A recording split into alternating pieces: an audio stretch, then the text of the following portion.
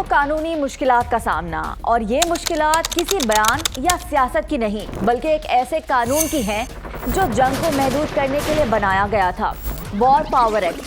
सवाल ये है, क्या एक सदर जंग शुरू तो कर सकता है मगर इसे जारी रखने के लिए इजाज़त का मोहताज हो जाता है? अस्सलामुअलैकुम, मैं हूँ सिद्रा उस्मानी और आप देख रहे हैं सुनो एक्सप्लेन्स। आज हम बात करेंगे उस बहरान की जो सिर्फ अमेरिका और ईरान की जंग नहीं बल्कि खुद अमेरिका के अंदर एक आईनी जंग बनता जा रहा है। ये कहानी शुरू होती है 2026 में, जब अमेरिकी सदर ट्रंप ने इसराइल के साथ मिलकर ईरान पर हमले किए। इन हमलों का मकसद बताया गया कि ईरान के न्यूक्लियर प्रोग्राम को रोकना और खित्ते में इसके असर को कम करना है। ईरान ने भी जवाब दिया, मिसाइल हमले, ड्रोन्स और फिर आबना हुर्मुज़ जैसी अहम जगह पर कशीदगी बढ़ गई। जंग शुरू हो गई, मगर असल मसला अब सामने आया है, क्योंकि अमेरिका में एक कानून है, वॉर पावर्स एक्ट।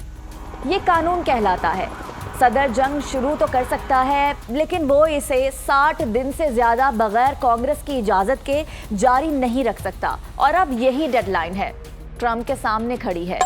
1 मई ये वो तारीख है जहां फैसला होना है। अगर कांग्रेस इजाज़त देती है तो जंग जारी रहेगी, अगर इजाज़त नहीं देती तो कानून के मुताबिक जंग रोकनी होगी।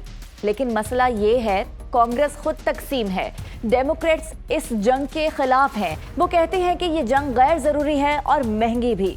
रिपब्लिकन्स में भी मुकम्मल इत्तफाक नहीं। कुछ ट्रंप के साथ हैं, मगर कुछ कहते हैं कि 60 दिन के बाद इजाज़त लाजमी होनी चाहिए। यहाँ से असल ड्रामा शुरू होता है। अब सवाल ये है कि ट्रंप के पास क्या ऑप्शंस हैं। पहला रास्ता, कांग्रेस से मंजूरी ले ली जाए। ये सबसे सीधा रास्ता है, लेकिन सबसे मुश्किल भी, क्योंकि सियासी तकसीम बहुत गहरी है। दूसरा रास्ता, कानून को बाईपास करना। ये नया नहीं, माजी में भी अमरीकी सदूर ऐसा करते रहे हैं। ट्रंप एक और कानून इस्तेमाल कर सकता है जिसे कहते हैं USMF, यानी authorisation for use of military forces. ये कानून सदर को इजाज़त देता है कि वो मखसूस हालात में बगैर नई मंजूरी के भी कार्रवाई जारी रख सके।